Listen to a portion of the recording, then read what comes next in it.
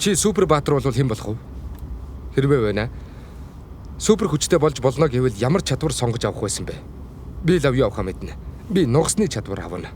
Бодох тусмал улам итгэл төрөөд байгаа юм да. Хүмүүс нугас ямар чадвартайг ойшоодгүй шүү дээ. Тэр чинь нисэн, сэлнэ, алхна. Хэрвээ чи нис чаддаг болмоор өнө гэвэл ихэнх хүн л нэрээ нис чаддагч болоосоо гэж хариулна. Би яг тийм чадвартай болмоор байна. Дээшээ хараад л өндөр барилга дээрээс алсын бараа хармаар уу шууд хөөрөөд л ингээд л бууж ирээд л янзтай байгаа үсттэй. Тэндээс харна гэвэл тэндээс харж чадна. Гэхдээ эн чинь дөнгөж ихлэн шүү дээ. Бас тэр чинь сэлэн, хөвн. Тийм онцгой чадвартай болчихвол хүмүүс хүй нөгөө лаг хөвдөг залуу байна гэцгэн тийм үсттэй.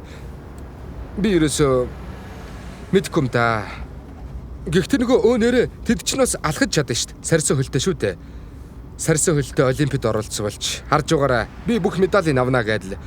Сарсын хөлтэй бол олимпиад оролцуулахгүй байх л да, тийм ээ. Олимпиад супер хүчтэй хүмүүсийг огт оролцуулдаг шүү дээ. Ингэж бодохоор ийм хүчрхэг амьтдаас нугсыг л хамгийн их дутуу үнэлээд байх шиг санагдах.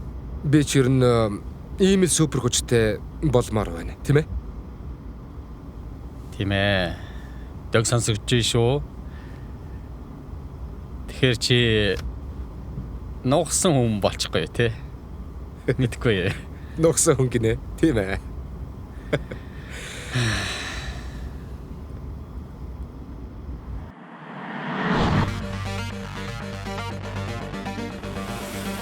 Хоол хийх супер чадвар авмаар байна.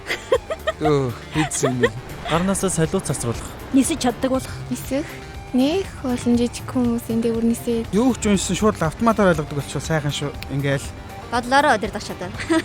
Таалагдахгүй шүү зайлуулаа хаад. Цаг хугацаагаар аялах чадвар. Цаг хугацааг зогсоож байгаад л түр амс хийдэг бол сайхан шүү дээ. Хүмүүсийн бодлыг унших, хүнд юм хэлэхээр тэр юу гэж бодож байна, сөргөөр бодож байна гэдэг төвхөн хүн чинь шүү дээ. Хоёр хүн задлаж байхыг хараад би эвлэр гэнгүүт л эвлэрчдэг бол. Хүмүүсийн бодлыг унших. Тийм Үл ёстой байх шүү үзэгдэгч дээ. болох. Би лусын дагн болдмоор байна. Гэхдээ бас нисдэг. Сүүлээ ургуулах, эсвэл хөлтөө байх нь сонголттой. Тэгээд усан доор амьсгалж чаддаг мөртлөө бас нисдэг.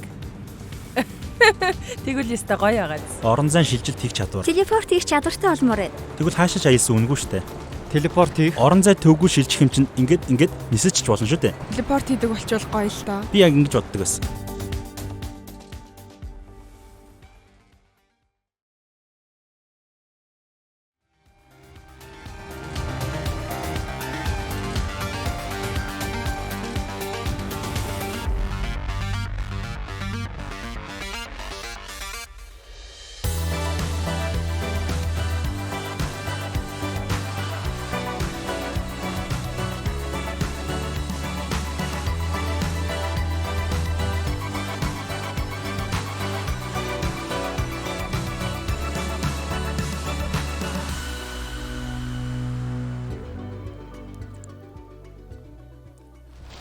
Сайн уу залуусаа бид аяллаа эхэлж байна. Газрын аялал. Зургийн багийнхан маань бүгдээрээ хэд хоног салхинд гарч байгаа юм. Гол шалтгаан нь би энэ манай видеоны төгсөлд байдаг дроноор авсан зураг шиг тийм гайхалтай зураг авах юм. Дрон мэднэ үстэй те. Нөгөө Миний дрон энэ байна. Сайхан зураг болох бах та. За энэ зам урт байлаа. Гэхдээ газраар аялахдаа би дуртай шүү. Хөөе бид чи юу хийх ёстой вэ? Дроноор дроны зураг авах ёстой билүү? Өмнө нь хүмүүс ийм хийж байгааг байна. Мэдгүй та. Залбирх нь дэлхийд даяар хүмүүст нийтлэг байдаг зөв мэдрэмж юм. Боддоо ер нь ихэнх хүн өөрийгөө шүтлэгтэй гэж үздэггүй хэрнээ амьдралдаа хизээ нэгэн цагт залбирсан байдаг. Бие биетэйгээ ярьж ойлголцох, хамт байх, хоорондоо юм ярих нь бидний харилцааны үндэс. Бид маш олон арга замаар хоорондоо ойлголцдог. Бурхантай харилцаж ойлголцох арга зам бол залбирал юм. Тэгэхээр энгийнээр хэлвэл залбирал гэдэг нь бурхантай ярихыг хэлнэ. Яг л хүүн, охин нь аавтайгаа ярьж байгаатай адил тэнгэрлэг эцэгтэйгээ харилцах хамгийн энгийн арга бол залбирал. Миний хүү хаацсан над руу юм хэлэх гээд гүүгээд ирэхээр их хөөрхөн санагддаг. Би хүүтэйгээ байж ярмаар байгаа зүйлийг сонсох дуртай. Залбирлыг харилцаа гэдгээр нь ойлгох хэрэгтэй л дээ. Аавынхаа хайрыг мэдэрдэг хүүхдүүд аавтайгаа ярих гээд өөдөөс нь гүйдэг үстэй те. Айж бэргэх, тэнэгэлзэх ямар ч эвгүйцэх шаардлага байхгүй. Эфес хотынд бичсэн захидалтаа Паул тиймээс аль аль нь нэг сүнсэнд Христээр дамжин эцэг өөд очих замтаа болжээ гэсэн байдаг. Тэгэхээр залбирал Есүсээр дамждаг байх нь. Есүс загалмай дээр амиа өгснөөр бурханд хүрэх зам маань нэгдсэн бидний хооронд ямар ч саадгүй болсон. Тэгээд Ром номд хэлэхдээ хэдийгээр бид хэрхэн залбирах ёстойгоо мэдэхгүй ч сүнс бидэнд тусалдаг гэжээ. Есүс шавнартаа залбирлын тухай заасан бөгөөд чамайг залбирахад нууц харагч эцэгч нь чамд буцааж төлнө гэж айлджээ. Залбирах нь үр нөлөөтэй гэдгийг Есүс энд хэлээд байгаа юм. Миний амьдралдаа амссан залбирлын үр нөлөөний нэг нь залбирлаар аливаа зүйл өөрчлөгдөж байсан явдал. Та том жижиг ямар ч зүйлийн төлөө залбирч болно. Танаа гэр бүлд юу болж байна гэдгээс авгуулаад дэлхийд даяар юу болж байна гэд бүхий л зүйлд бурхан анхаарлаа хандуулдаг. Би 24-т нэг жил өөр газар байгаад Ванкувер руу буцаад нүүсэн юм. Марк гэдэг найзтайгаа нэг байр түрээслээд би ажил хайж гарлаа. Би тун хүнд байдалтай байсан тул эхний сарын түрээс хоолны мөнгөө түүнээс зээлэхэд хүрсэн юм. Тэр байранд ороод дөнгөж 7 хоног байтал нойлын цаас маань тууслаа. Мөнгө байхгүй юм чинь худалдаж авч чадахгүй байв. Тэгээд л би залбирч, бурхан минь би бүр ариун цэврийн цаасаач авч дийлэхгүй нь хэрэгтэй зүйлийг минь та хангаж өгөөч тэгээд гуйлаа. Маргааш нь хурдны замаар давхиж яваад урд нийгэм хийсэд байхыг харлаа. Ойртод очисон чинь нэгээр нь ууталсан ариун цэврийн цаас замаар энэ тэндгүй хөглөрч байлаа. Заримх нь уутан задарчихсан, зарим нь зүгээр огт гимтээгүй байв. Би ганцаараа хөнхөрч гарлаа. Тэгээд замын хажуу руу зогсоод нөгөө цааснуудыг түүж гарав. Нилээн хэдэн сарын хэрэглээ маань ингэж хангагдсан юм та. Бурхан намайг анхаарч халамжилдаг гэдгийг тэгэхэд би мэдэж авсан. Бас бурхан их алай зантайг ч мэдэж авсан. Танд инээдтэй санагдж байгаа ухал да. Тийм дээ. Гэхдээ миний хувьд өөр бас янз бүрийн тохиолдолд над хэрэгтэй байсан зүйлийг жижиг том гэлгүй янз бүрийн аргаар бурхан олонтой хангаж өгсөн юм. Ямар ч зүйлийн талаар залбирч болох юм байна гэдгийг ойлгосон үе би огт мартдаггүй юм. Ахлах ангид байхад би нэг сайн найзтайгаа сүрхий муудалцлаа. Та ийм нөхцөл байдалд орж байсан бол сэтгэлд ямар хүндүртийг хэцүү байдгийг сайн мэдэж байгаа бах. Жээ энэ талаар залбираа гэж Бэн хэлж байсныг ч би санаж байна. Гэвч яагаад чи би залбирахыг юусоо хүсэхгүй байлаа. Гэлэж сүулдэ аргаа бараа залбирлаа, залбираад л байлаа.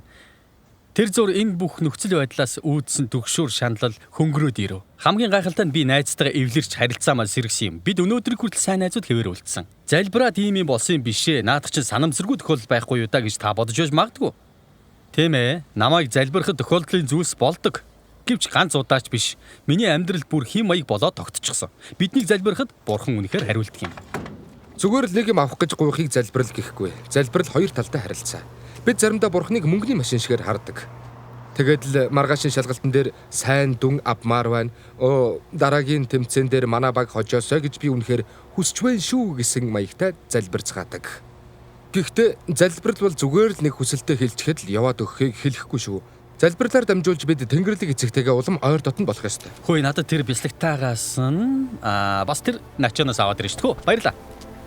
Тэгье. Залбирлын бас нэг үр нөлөө гэвэл энэ нь бидний үзэл бодлыг өөрчилдөг. Ямар ч нөхцөл байдалд бурхан бидэнтэй хамт байгаа гэдгийг бидэнд сануулж өгдөг. Филиппой 4-р бүлэгт юунд ч санаа бүүцав. Харин аливаа зүйл залбирлаараа болон гуйлтаараа талархалтайгаар хүсэлтэд бурханд мэдүүл. Бүх оюун ухааныг давах бурханы амар тайван нь та нарын сэтгэл санааг Христ Есүс дотор хамгаална гэжээ.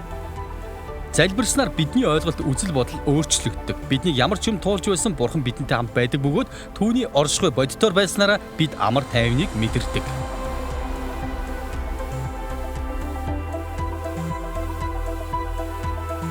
Яагаад гэвэл хүн ямар нэгэн зүйл гуйн залбирахдаа бусдын төлөө гэхийн оронд хувиа хичээсэн хандлагаар гуйснаас болдог байх л та. Цаг нь мөн үл гэж бодчих. Одоо гуйсан зүйлээ та авахгүй байж болно. Удаан хүлээсэн ч тэр. Гэхдээ тэр танд бүр том зүйлийг төлөвлөж болно шүү дээ. Заримдаа би залбирлын талаар бодглохлоор хэрвээ хүмүүс залбирал зориулдаг шигэ их цагийг сайн уус хийхэд зарцуулбал хавьгүй илүү өөр нөлөө гаргандаа гэж санагддаг шүү. Яагаад гэвэл залбирал бүх зүйлээ хариулдаг ш. Хамгийн ойлгомжтой хариулт тодорхой байх шүү дээ. Бурхан гэж байхгүй. Хүсэн болгоно авч чадахгүй шүү дээ. Энд чинь утгагүй. Хүсэл биелүүлдэг бирд биш үсттэй. Бурханд өөрийн гэсэн зарчим байдаг бах. Та тэр имийг өөртөө үнэхээр хэрэгтэй гэж бодож угаач үнэн хэрэгтэй огт хэрэггүй байж болно. Хүмүүс бурхнаас юм авна гэж горддог. Харин минийхэр бол өөрсдийнхөө хүчээр хэрхэн хийхийг тэр зааж өгдөг. Дээд хүчин байдаг гэдэгт би итгэдэггүй л дээ. Тийм болохоор мэдэхгүй байна. Залбирч гуйсан зүйлээ хүмүүс авсан гэдгээ мэддэггүй байж болох юм л дээ. Тийм үстэй. Гуйж байгаа зүйл нь тэр хүний л хүсэлд нийцгээс биш бурхны хүсэлд огт нийцэхгүй шүү дээ. Бидний хүсэл бурхны хүсэл хоёр маш ондоо.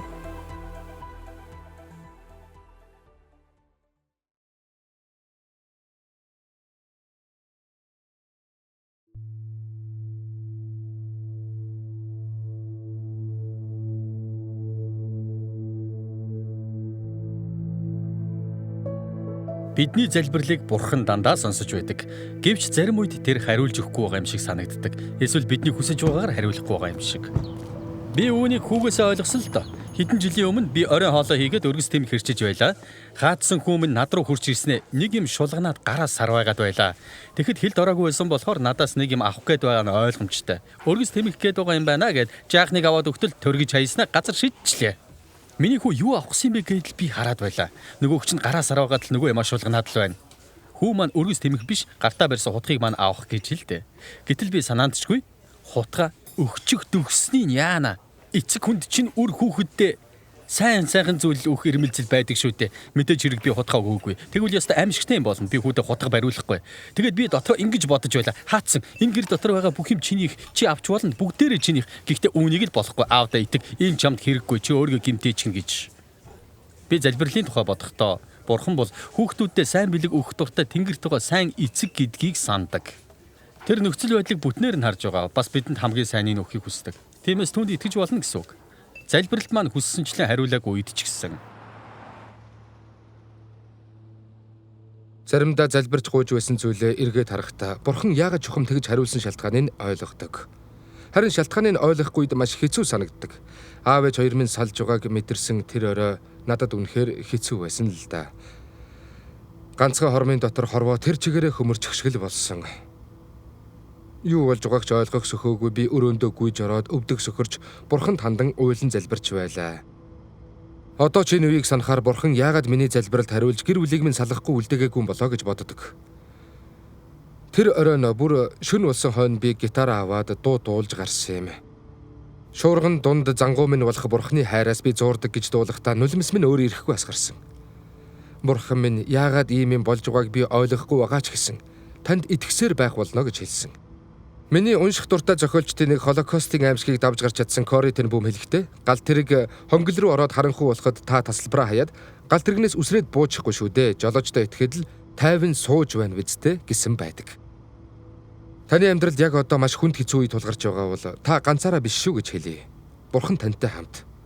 Тэр танд хайртай, чухам юу туулж байгааг чинь маш сайн ойлгож байгаа.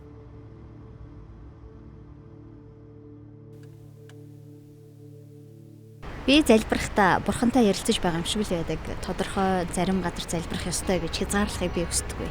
Тийм ээ үзэн. Заримдаа бол бүр жижиг сажиг зүйлийн төлөө гойдаг. Би багада эмээтэйгээ маш их цаг өнгөрөөдөг байсан. Бид хоёр их залбирдаг байлаа. Дигэнтэй догонтой л явдаг да. Заримдаа бүтээл байдаг. Ихэнхдээ л бүтдэггүй дээ. Өндөө бол тос олоогүй. Чухам хинтэ залбираад байгаагаа мэдэхгүй болохоор эргэлзээтэй штэ. Тийм би хаяа залбирдаг. Залбирах сайн. Би залбирч үзсэн. Тийм залбирч үзсэн. Би өчигдөр автоосны залбирсан. Хоорондоо модал цаад ясан хосыг хараад сэтгэл зовоод Бурханд залбирх уу? Үгүй. Ерөөсөө ч үгүй. Энэ л би бодчихж байгаагүй. Нэг удаа юу ч мэдрэгдээгүй. Гэхдээ би залбирах гэж оролцсон. Би аль болох залбирахыг хичээдэг. Зүгээр шүү дээ. Надад их хэрэг болдог. Санаа бодол цэгцрээд сэргээд ирдэг шүү. Үнэхээр. Тий. Нэг удаа хідэн залуус намайг дээрэмтгээд би эзэн минь намайг авраараа энэ төр гэж залбирсан шүү.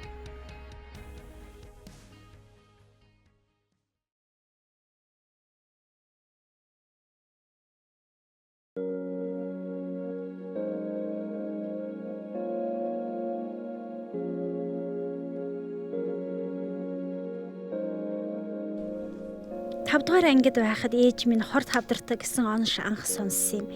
Би жаахан байсан болохоор маш их айж байлаа. Муу юм болох үе гэж байнга санаа зовоод л маш их төгшөж байсан. Гэр бүлд маань тохиолдож магадгүй зүйлийг бодохоор л үнэхээр цөхөрч шалдаа бууж байлаа. Ийм нөхцөлд Бурханд яаж итгэл найдвараа тавихыг өөрөө л олж мэдэх ёстой болсон юм. Итгэхийгээд нэгэнт шийдсэний дараа амьдралд учирсан хэцүү бэрхшээл дундаас маш их баяр хөөр амар амгалан авсан. Бүх зүйл сайхан болно гэсэн итгэл сэтгэлийн мухард хадаатай байж би Бурханд магтаал өргөсөөр л нэг тийм ойлгомжгүй баяр хөөрөөр дүүрж байдаг байлаа. Чухам инээс л итгэл найдвар ундарч зан чанар маань төлөвшин тогтож байсан. Би хэцүү үед ч гэсэн бүхнийг залбиралтаагаар туулж Бурханд хизээ ямаг тууштайгаар зориудаар итгэлээ өгч байсан. Тийм үед сэтгэлд нөгөө амар амгалан ирдэг юм. Би ихэнх үед залбирлаа дэвтэрт бичдэг. Бурхантай хойлохноо хамт байх цаг гаргадаг. Би орой унтахаас өмнө залбирах дуртай. Яагад гэвэл зүгээр л суугаад утсаа оролдоод ямар ч үр бүтээлгүй байснаас залбиралд цаг гаргасан дээр байдаг. Тэгэж тусгайлан Цаг гаргахдаа бурхантай зүгээр л яриад хөгжим сонсдог. Ингэхлээр бүх зүйл маш өөр болдог. Ямар нэг зүйл хийхдээ өмнө нь залбираагүй бол өөрийнхөө хүчээр хийхэд хүрдэг. Харин залбирвал өөрийнхөө хүчээр хийхээс илүү агуу зүйл хийх хүчийг бурхан өгдөг юм байна лээ.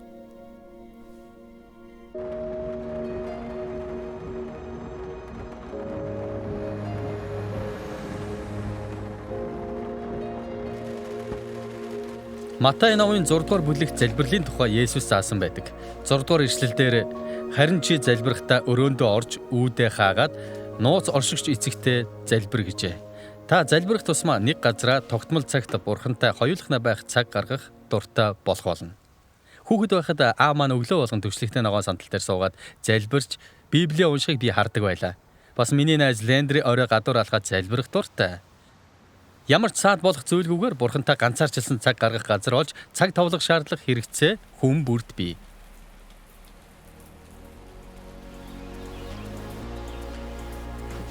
Зүгээр энгийнээр залбираад эхлэх хэрэгтэй. Зарим хүн эзний залбирал гэдэг Есүсийн заасан залбирлыг загвар болгодог.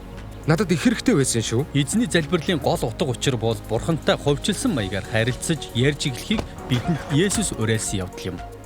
За би одоо залбирч эхлэхэд чинь туслах энгийн хідэн санаа хэлж өгье. Бүх зүйл маш энгийн. Энэ гурыг тогтооход л болно. Баярлаа, уучлаарай, гуйж байна. Эхнийх нь баярлаа. Танд өгсөн бүх зүйлийн төлөө тэр хинбэ гэдгийн төлөө бурхан таларх. Амьдралын тухай ойлголт, үзэл бодол өөрчлөгдөж, баяр хөөрийн үе таалах нэгцэн тал. Дараа нь уучлаарай. Энэ нууцлалын тухай юм. Буруу муу зүйлс хийж байсныхын төлөө бурхнаас уучлалт гуйхыг хэлнэ. Залбирлын хамгийн сайхан хэсэг нь энэ. Яагаад гэвэл бид Есүсээс уучлалт гуйхад хариулт нь үргэлж уучлалаа байдаг. Сүүлчийнх нь гуйлт. Бидний өдөр тутмын хүнсийг өнөөдөр бидэнд хайрлаач гэж гуйхыг шав нартаа Есүс заажээ. Өөрөөр хэлбэл өөрт болон эргэн тойрныхондоо хэрэгтэй байгаа зүйлийг бурхнаас гуйх. Бид бусдын төлөөч, өөрсдийнхөө төлөөч залбирч болно. Хизээш ямар ч нөхцөлд энэ маягаар залбирч болно. Залбирч эхлэхдээ энэ хідэн зүйлийг санаарай. Юуны төрөнд чин сэтгэлээсээ залбир. Үннээ л хэл. Бурхны өмнө сэтгэлээ дэлэг. Юу бодож санаж байгаагаа хэл. Бурхан таны бүхий л амьдралд оролцохыг хүсдэг. Хичнээн солиотой сонсогдохоор байсан ч хамаагүй та түнд юуны ч тухай хамаагүй яриарай. Аль болох энгийн залбир. Уран цэцэн тусгай үг хэллэг огт шаардлагагүй. Тэр таны тэнгэрлэг эцэг учраас аяыг нь олж таалагдах гэж шаналаад байлгүйгээр түүнд ойртон очиж болно. Бас үргэлж залбир. Залбирхаа мартсан сэтгэл гонсоосон гэд болчихж болохгүй. Залбираа л бай. Ингүүл залбирал чинь танд улам амьд болж хоёр талын харилцаа гэдгийг мэдэж авна. Бурхан биднийг зүгээр нэг сонсоо зогсохгүй. Залбирх үед минь ч үгээ хэлж байдаг юм шүү. Хорвоо ертөнцийг бүтээсэн ийм агуу том бурхан тань шиг над шиг хүмүүсийг сонсдог гэхээр гайхалтай байгаа биз? Энэ ертөнц хязгааргүй уудан билээ. Манай дэлхийгээс 93 сая бээрийн тэртээ оршдог нар бол дотор нь их дэлхийн маань 960 мянга дахин багтахаар агуу том юм. Нар бол манай галактикийн 300 тэрбум оддын нэг. Харин манай галактик өөрөө орчлон ертөнцид орших 100 тэрбум галактикийн нэг билээ. Дэлхийн бүх далайн эргийн элсэн ширхэг мэт сая одон гариг оршин байдаг. Бурхан мөн оддыг бий болгов гэж Эхлэл номонд цугсхан дурджээ. Яг тийм шүү. Бүх ертөнцийг бүтээсэн. Гэвч энэ бүхнийг бүтээсэн тэр Бурхан бидний залбирлыг сонсдог. Яагаад гэвэл тэр бидэнтэй харилцаатай байхыг хүсдэг юм. Хоорондоо ярьж ойлголцсноор аливаа харилцаа өсөж бэхждэг. Гэр бүл, найз нөхөдтэйгөө бид хамтдаа инээж, хамтдаа уйлж, амьдралаа ярьж, нууцаа хуваалцаж, бие биендээ гомдлож, тайвшруулж байдаг. Бурхан бидэнтэй яг ийм л харилцаатай байхаар урьсан. Тэр бол бидний тэнгэрлэг эцэг бөгөөд хүн бүрд онцгой анхаарал халамж тавьдаг. Тэр бидэнтэй харилцаж ойлголцохыг хүсдэг бөгөөд чухам залбирлаар бид түүнтэй харилцаж чадна. Энэ олон жилд залбирал надад дандаа амархан байгаагүй ч итгэл найдлага, баяр хөөр, амьдралын гайхалтай их ундрах байсаар ирсэн. Харин одоо та хэдхэн мөчийг залбирал зориулахыг хүсэж байна уу? Магадгүй анх удаага ч юм уу? Бурхантай ярихдаа хэрэгтэй юм байвал гуйх, эсвэл зүгээр л санаандаа байгаа юмаа хэлж хуваалцаж болно. Хэрвээ та хүсвэл яг одоо би дуртай товчхон залбирая. Эзэн минь бидний тэнгэрлэг эцэг болсонд биднийг хайрлаж, амсаж туулж байгаа бүхнийг маань маш сайн ойлгодогт баярлалаа. Бид залбирч сурах тусмаа таныг улам илүү таньж мэдхийн төлөө залбирч байна. Есүсийн нэрээр амен. Амен.